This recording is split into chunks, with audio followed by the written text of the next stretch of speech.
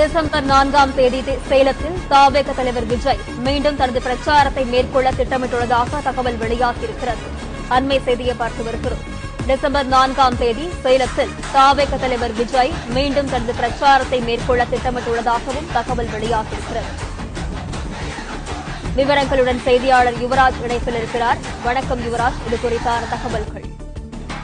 வணக்கம்.